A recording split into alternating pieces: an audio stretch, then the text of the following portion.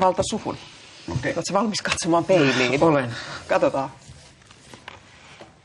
Suinpäin syöksyjä. Tulen tilanteeseen kuin tilanteeseen pää edellä. En käytä turhaa aikaa asioiden murehtimiseen etukäteen. Onko teidän mielestä Valto suinpäin syöksyjä? Tämä on aika henkilökohtainen. Tämä on just hyvä, että tämä on henkilökohtainen. Sä oot valinnut omassa. Ei. No. Okei, no sieltä tuli 2. Anna-Leena on samaa mieltä, pitää osittain paikkansa, mutta sun mielestä ei pidä yhtään paikkansa. Miksi näin?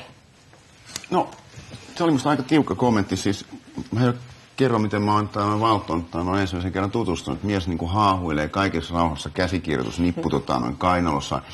Valto tulee pikemminkin rauhallisesti tilanteeseen kuin tilanteeseen. Kattelee ja tarkkailee pitkään etukäteen ennen kuin tulee mukaan. Eikä syöksy suinpäin tilanteeseen. Mun mielestä se on mun havainto Valtosta. Valto funtsaa. Missä olet samaa mieltä?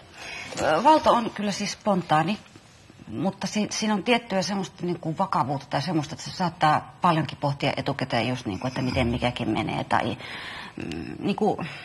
Sä oot myös ohjannut paljon. Ohjaaja joutuu kuitenkin valmistautumaan ja siinä pitää olla semmoista tiettyä luovaa hulluutta. Joo, no sillä tavalla kyllä joo. Mä tunnistan ton, mut hyvin paljon samaa mieltä, mitä Juhani sanoi. Että aika... Ihmisten kanssa ei sit kuitenkaan niin. Mutta kyllä se liittyy niin kuin Valton duuneihin, kun mä oon kuitenkin tässä nyt Valton niin kuin 3 näytelmän valmistumista seurannut ja nyt parhaillaan valmistellaan oleva elokuvaprojektin kanssa, niin Valto tekee niin kuin hirvittävästi tällaista esityötä ohi loppujen lopuksi pelkän käsikirjoituksen laatimiseen ja muun. Että sit niin kuin tavallaan kaikki palikat pitää olla niin kuin ennakkoon valmisteltuna. Että kyllä mun mielestä Valto todella valmistautuu sekä sosiaalisessa että työtilanteessa asioihin etukäteen aika huolellisesti tai erittäin huolellisesti. Katsotaan, mitä Heikki Sarmato sanoo. Sieltä tulee ainakin juttua paljon. Jaaha, Valtosta. Valto on oikein todellinen suinpäin syöksy. Mies, joka ei pelkää, uskaltaa tehdä, toteuttaa ajatuksiaan, semmoisiakin, joita muut pelkäisivät.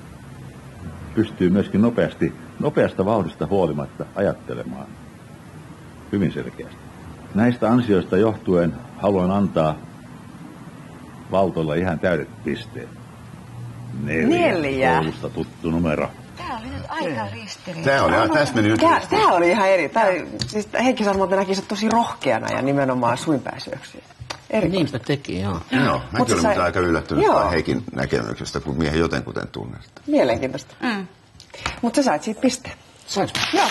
Valitus vielä. All right.